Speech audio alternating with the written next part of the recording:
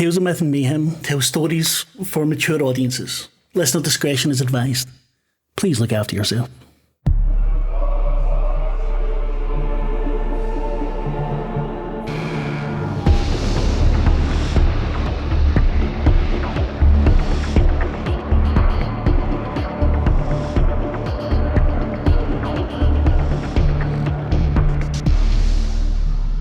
Welcome to Tales of Myth and Mayhem.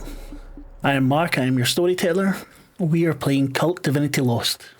Today we are playing The Driver, which is a short improvisational scenario. I am playing with Levita, who will introduce herself, and then we'll start. Hi, I'm Levita. I'm going to be playing Emma Hart. Is her name? Excellent, excellent. So we will just start. You're fleeing through the Nevada desert in an old Dodge muscle car. It's night, still hot. The AC's broken, desert wind is rushing through your windows. Glance at the fuel gauge. It's just about on empty. And you can hear the engine making strange sounds. If even money is going to fail sometime soon. What are you running away from? Someone had come after me who I thought was dead. So Emma's a journalist, and she has been writing stories mainly to get the clicks, because that's what the journalism's all about now, and it's often about conspiracy theories, and this person objected to something she'd written, tried to dox her, turned up at her flat, her apartment, in response, and without thinking hard, she had pushed him towards the stairwell, and he fell down the stairs. She thought he was dead. Turns out he wasn't. What were you reporting on that he took offence to? Specifically, she had this theory that she's been playing with, that when one of those large colliding molecule devices got turned on... Large Hadron Collider, yeah. Yeah, I was trying to be vague about it, but let's call it the LHC. Cares. She reckons the LHC, when they turned it on, it bounces into an alternate universe where everything is awful and nothing is real anymore. The whole thing's just an illusion. That could be correct, actually, given today. Well, like, she's got all this evidence to back it up. Like, look at all these celebrities who died, look at how shit everything's gone. It's like they've turned water and oil upside down and the wrong thing's floating. And what was this guy's name? Kieran Bailey. And what, did he speak to you? He'd sent threatening messages under an alias, and then when he turned up, it was exactly the same tone. It was some of the same words when he spoke. And pushed down the stairs, and why did you think he was dead? Because of the way he fell and the distance he fell. I didn't think anyone would get up and walk away from that, but he must have done, because he wasn't there. I'd rung someone. So after the accident happened, I rang someone I knew who was a bit dodgy to come and take him away, and I thought he had, because he was gone the next day and no one had said anything. But it must have been that he got up and walked off somehow. And you're going, where is it you're fleeing to? Heading out of the state. So I'm imagining we've started out somewhere like Reno and heading north towards like Oregon. And then you're on your own? No, I've got a spouse, and I've taken him with me, but he doesn't really know what's going on. When we left, it was a bit late at night, so he's kind of asleep in the back. Just stretched out. What does he do for a living? He manages a bar. And it was alright to just take off? He thinks you're going on a short holiday? Well, I haven't told him, but basically we've got 2 alternate IDs waiting for us at some small town in the distance. There's like a little locker. I've got the key code for it that I got from my friend who's into the dodgier end of things, and hopefully, given the amount of money I've transferred to him, waiting there will be 2 plane tickets and 2 alternate IDs that will get us, once we get to Oregon, we can leave the area, go somewhere else, use the new IDs. So what are you actually, you're running from a murder charge, or are you running from someone coming to get you? Could be either. I thought it was a murder charge, but maybe if he's still moving around, so very seldom do the people you murder end up being ambulatory enough to chase you. So it's probably not a murder charge, but he's found out where I live. I don't feel safe there anymore. I'm taking off. Maybe someone who already knows about these alternate realities trying to shut you up? It could be. I think it's just a theory, but if it's true, then they'd absolutely send someone after me. Is it something Emma actually believes in, or...? I think she started thinking of it as like a joke, but the more she's got into it, the more she's like, this makes sense, actually. And then there's a couple of things that have happened that have just been weird enough to just feel She's had a couple of moments where like her rooms looked like something, and then when she's looked again, it wasn't that, it was something else. Okay. So what do you have with you that's to your advantage? A pistol? Some kind of heirloom that's, some kind of properties that you were told if you were to stroke her or something magic would happen, something bad would happen? Or someone waiting for you, a contact? She's got the pistol. A pistol? And not a lot else. I think she had like a little go bag with some emergency clothes and stuff in it and some little bit of cash, but not a lot else. This wasn't a plan. She was planning to flee, but not for like another week and a half. And where is the gun, actually, just now? Gun's in the glove compartment. In the glove compartment. Okay. The radio's fucked on the car. They said you're showing empty, running on fumes. The engine is splittering, coughing, and it dies.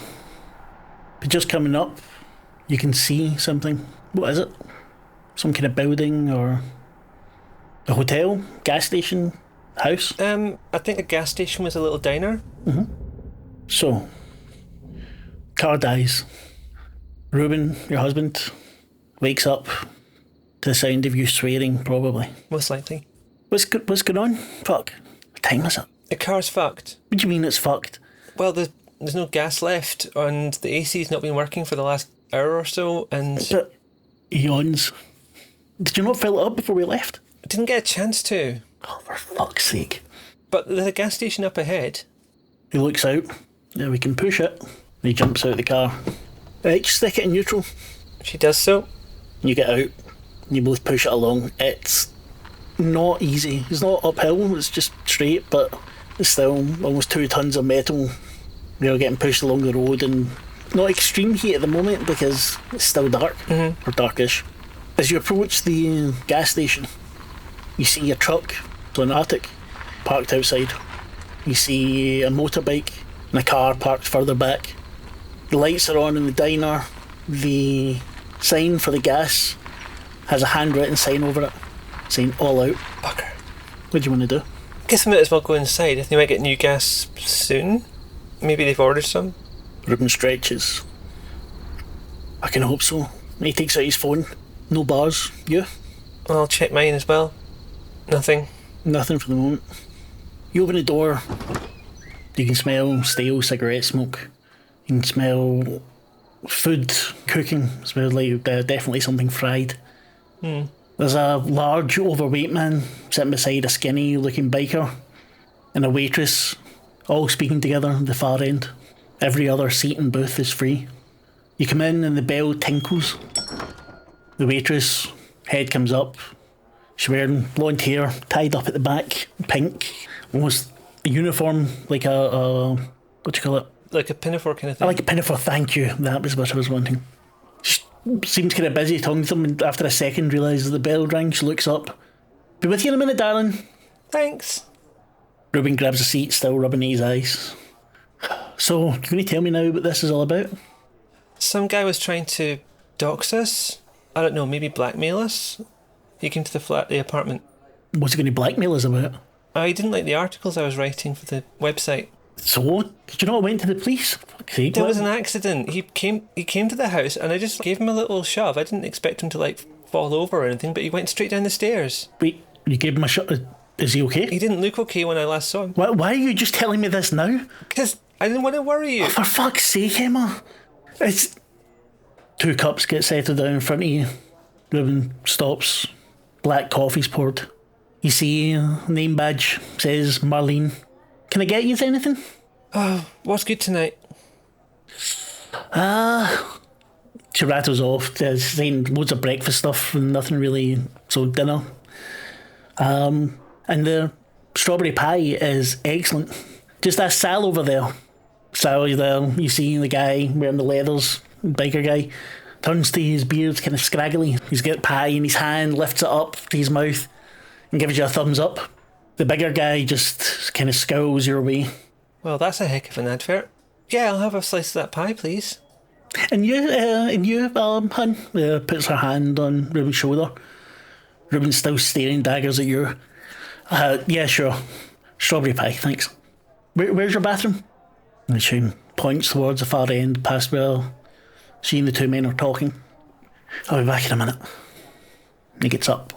She's not left you yet, though.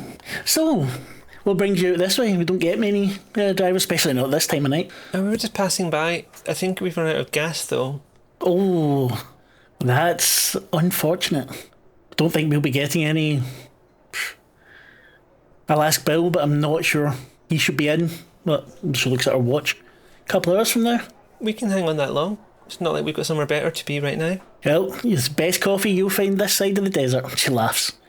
Don't worry, I'll brew fresh for the next cup. Can I get you anything else? I'll have a think. Right now I've got to figure out some stuff. The pie'll help, I'm sure. Oh, of course, honey.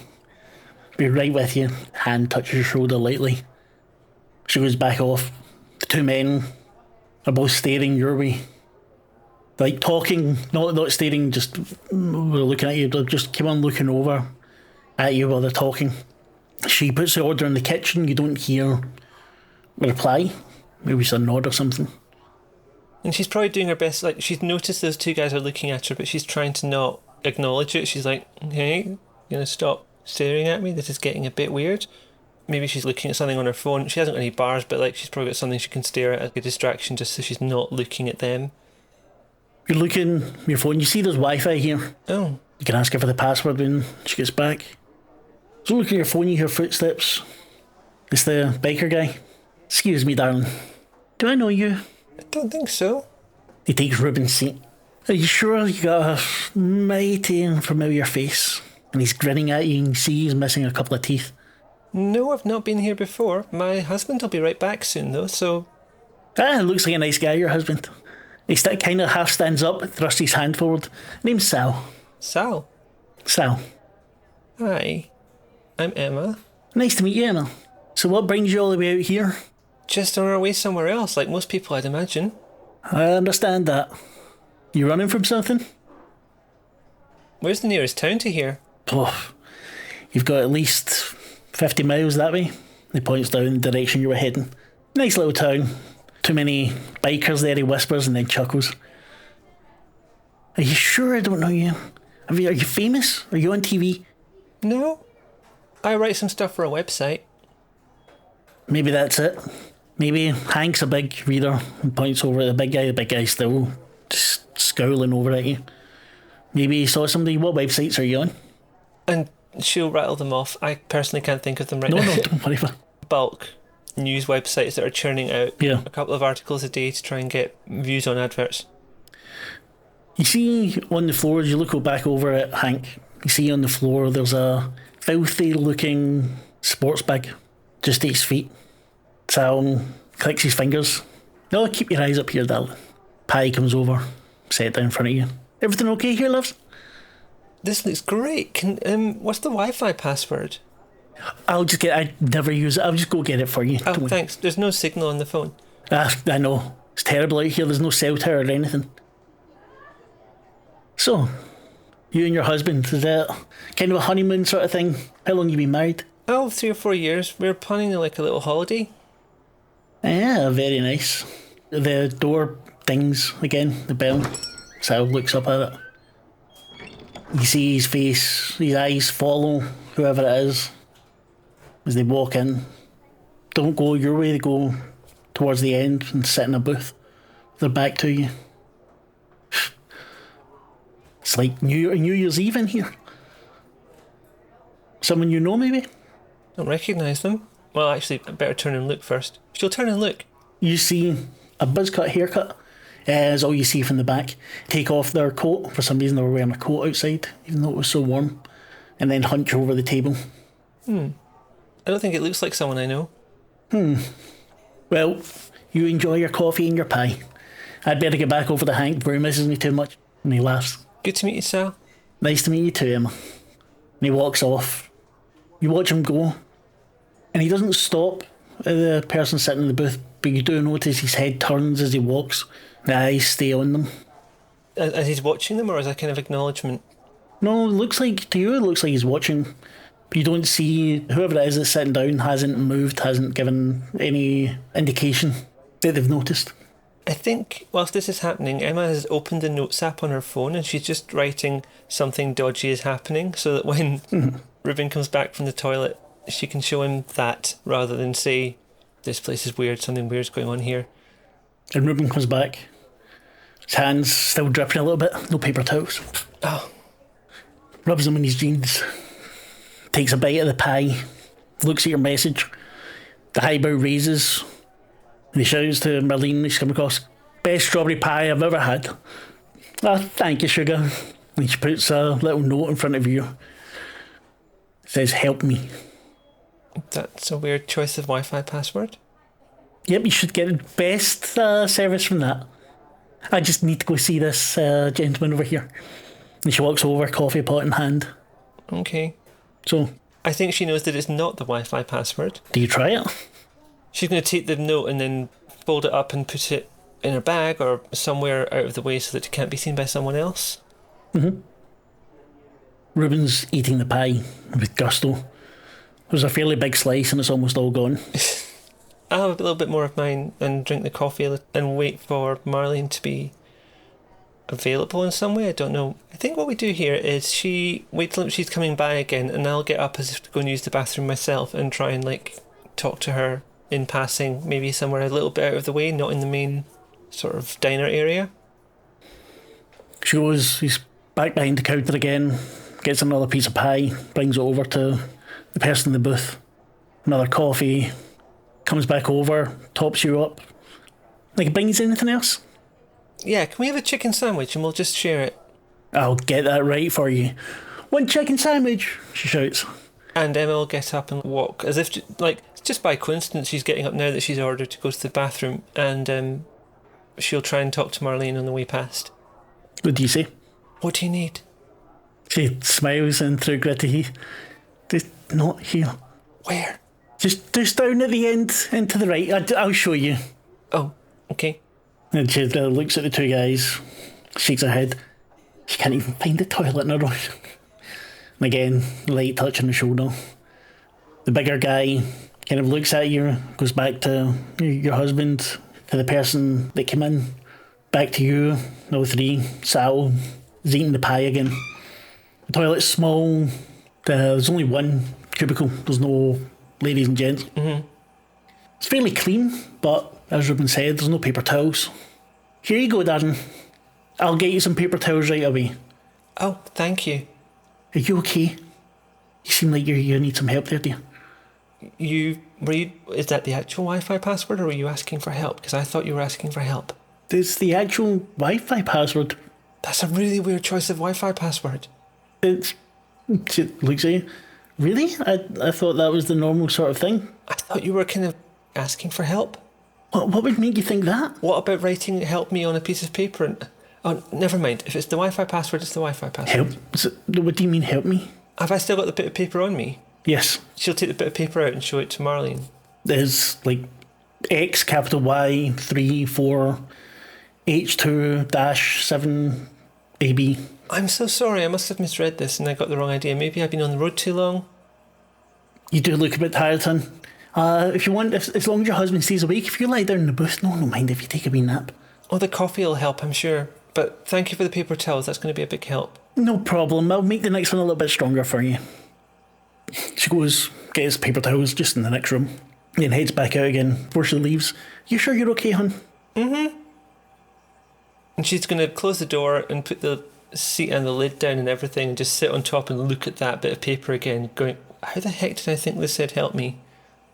And folding it back up, she'll probably look at herself in the mirror, maybe wash her face a little bit, just a bit of water. You do look tired.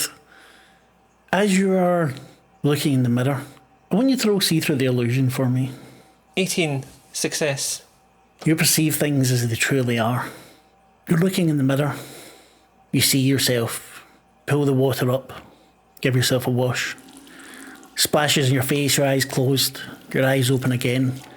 And there are no whites. It's just black. You seem to have some kind of tattoo or something on your face, tears, blood red, heading down towards your chin.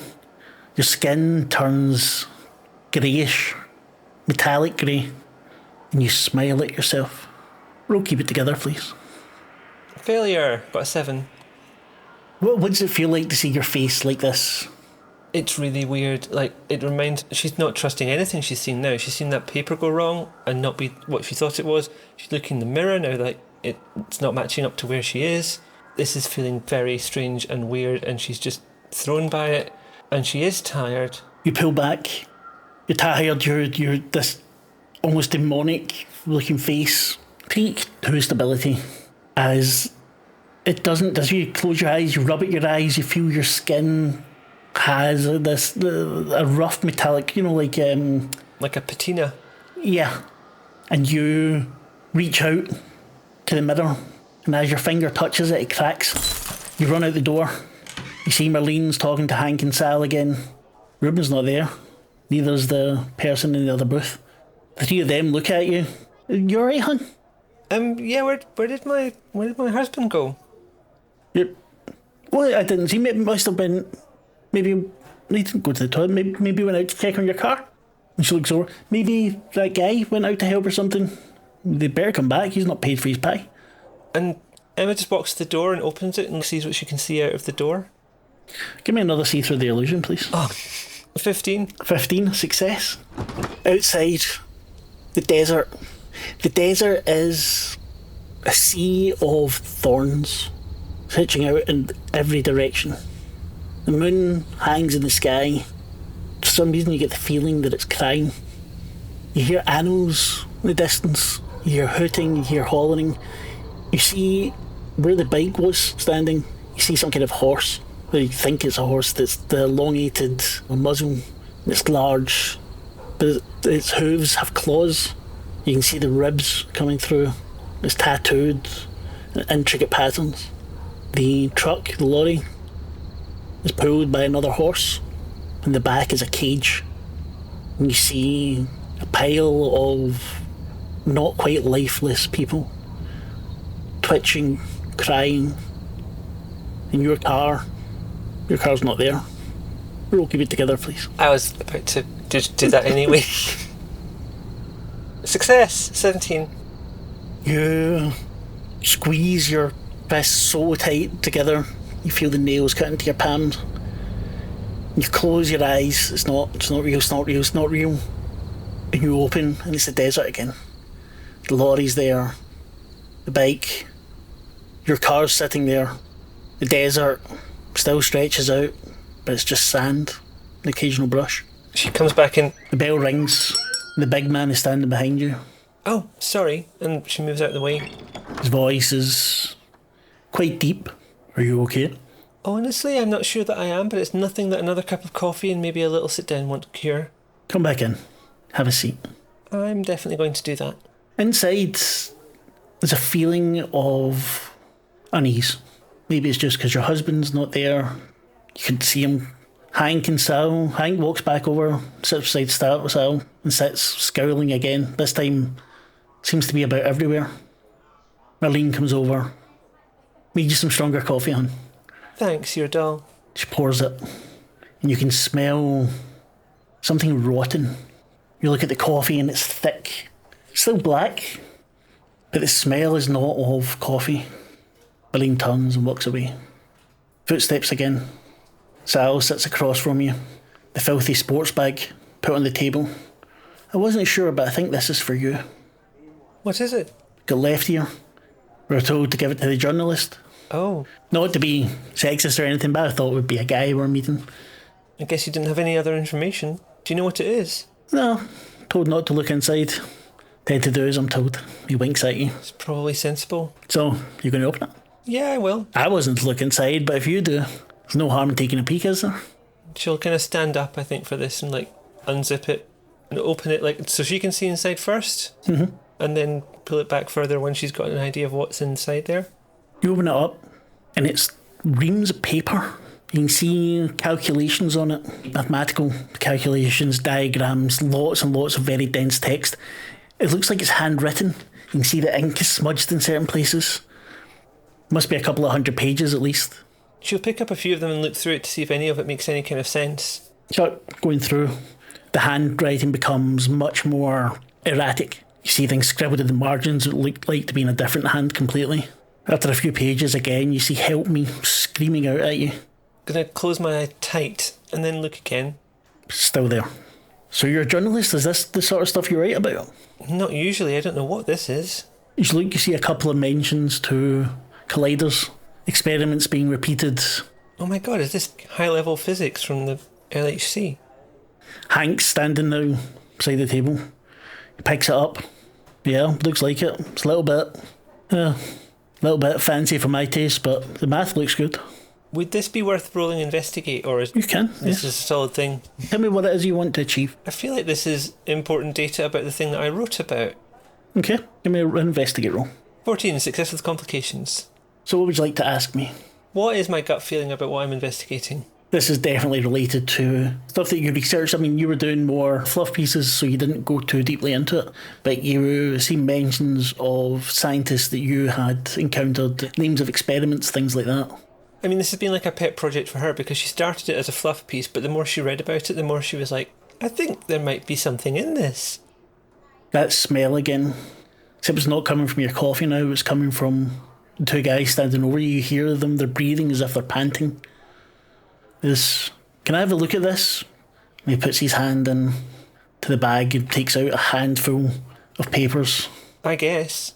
You've got it now. The bell rings. Someone comes in. And now it's like a reflex. She's looking over at the door to see who's come in. Big coat on. See the shaved head. So not shaved head, but the fade and taper. Head's kind of down, doesn't glance over towards you, just walks back over to the table. What do you make of it? Looking back at Hank. Hank smiles at you. The teeth. There's too many teeth there. Smiles very wide. I think someone's been looking into things they shouldn't been looking into. And Sal gives a chuckle. You think Buck wants to hear about this? I think we can take care of this without him. You recognise the name Buck.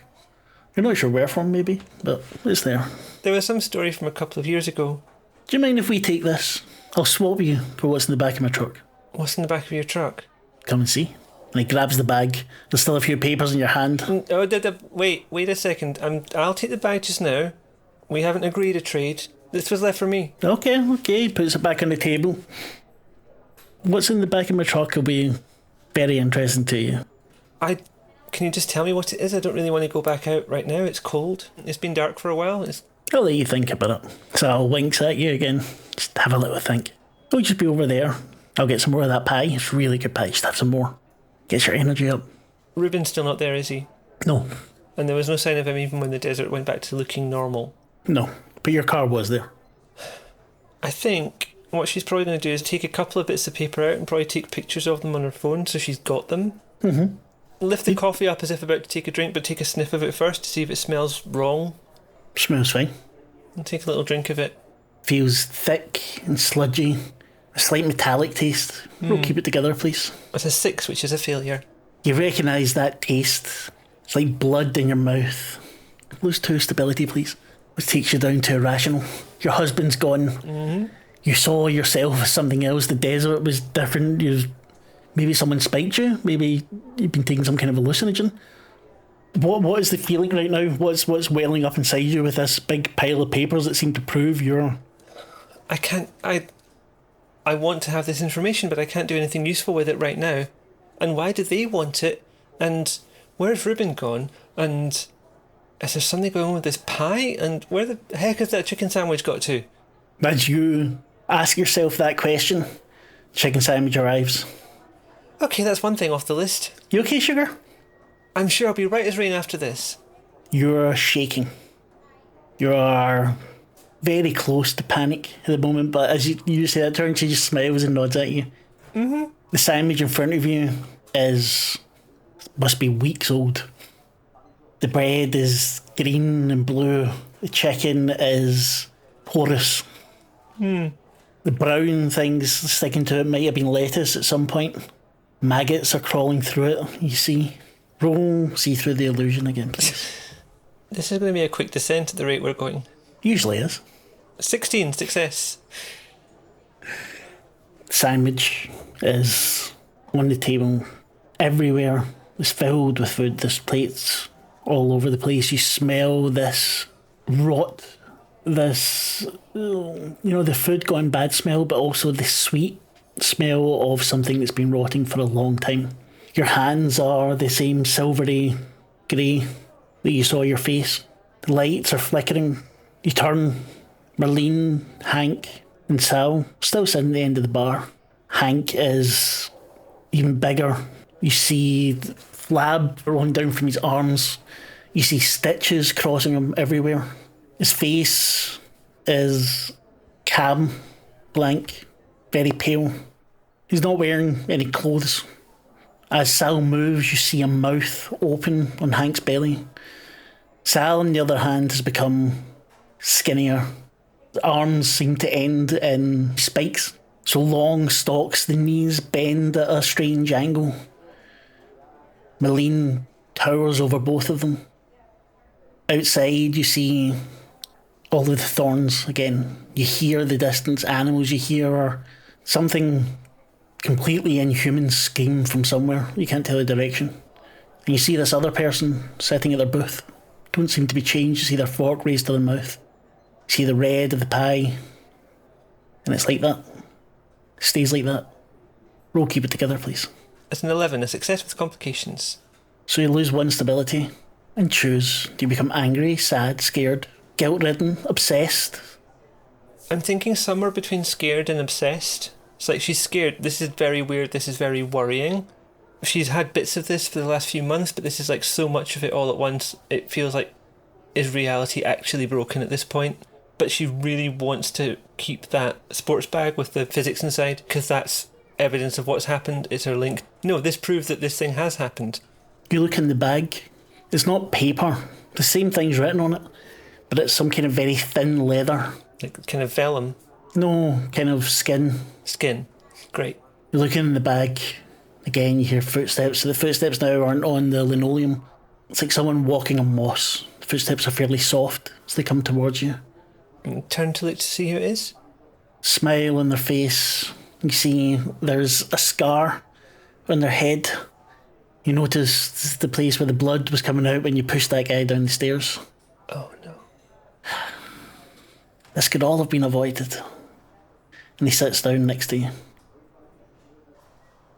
Why did you threaten me? You were heading in the right direction. Do you mind? And he pulls your pie over to himself. Oh, you're welcome to it. Do you want some chicken sandwich? No, I think I'll go without. You had the opportunity.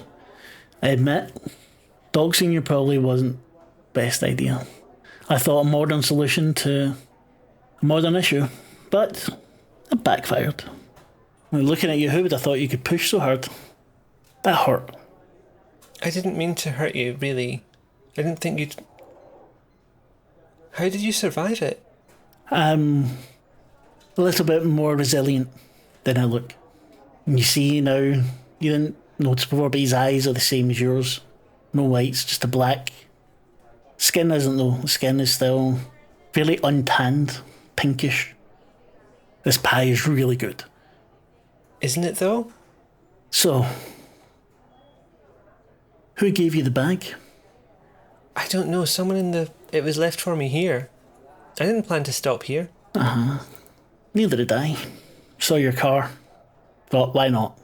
Let's get things over with a little bit more quickly. But this changes things. What changes what? Another pie, please. Marlene comes over, just naked. There are scars all over her. There's metal chains hanging from bits of her. Her smile goes literally from ear to ear. Her teeth are now jagged. Some kind of crown above her head. Sure thing, honey. Can I get you anything, darling? The hand touches your shoulder lightly and you feel a slight burn through the fingertips. No, I'm good, thank you. Sure, dear. I'm just over there if you need anything. So, how do you want this to play out? What is this place? This is a diner. Really? But you not like your pie? I liked the first one, but... This one looks good as well, smells good. In fact, they must have made a few pies because quite a few bits have went out. Yeah, it's clearly very popular here. More popular than you know. See, you stumbled into something that maybe you didn't want to. You're wrong, by the way. This isn't a alternate reality. Large Hadron Collider did nothing. Then what's all the paperwork for? Notes of a madman. Look at it. Really look at it. Read it. The last time I tried that, it just said help me over and over again. I think that might be in your subconscious, darling. He takes a long sip of the coffee. You can smell it. Smells really rich and well brewed. You're stuck here, I think. Unless I help you out. Now see those three over there? And he nods their head, puts his head towards them. If I hadn't come along, you would have ended up in that cage over there, I think. He points out the window to where the lorry was. She remembers seeing that. This place isn't meant to be here. It's a trap. All that happened was the car broke down. Did the car really break down? Or did you want to stop here? Did you know there was something waiting? I didn't know there was anything waiting here. We were out of gas. You wrote about that massacre down in Juarez, didn't you? I remember reading that too. Oh, yeah, the thing with all the kids. I almost came and spoke to you then. I noticed you left one name out of it. Did the police ask you to do that? There were so many people involved. All I got was a couple of witnesses who said they'd seen some stuff, but it sounded bizarre. Yeah, bizarre. Did you believe them? They were very confused and they'd had a lot of drugs. It sounds like half of the people I know. So, we need to decide what we're going to do about this. You see, now that it's in your possession, I can't just take it from you. And she's going to pull the bag closer and sit it on her lap. But I have something you want. And what is that? Reuben, of course. Oh. Do you think he would survive long here? And he holds out his arms. Or out there. He points into the distance. The thorns undulate. He's not part of this. He didn't do anything. Ah, but he's with you. And that gives me a certain amount of leverage. The ones that I serve do not want this getting out. The one that you seemingly serve does. Conspiracies. What made you interested in them? What was the hook there? Well, you leave university with a degree in journalism and it turns out the only journalism people want is stuff that gets people looking at adverts. So you wanted to be a real journalist? I mean, yes, but I also need to pay my bills. And how much do you love your husband? How do you mean?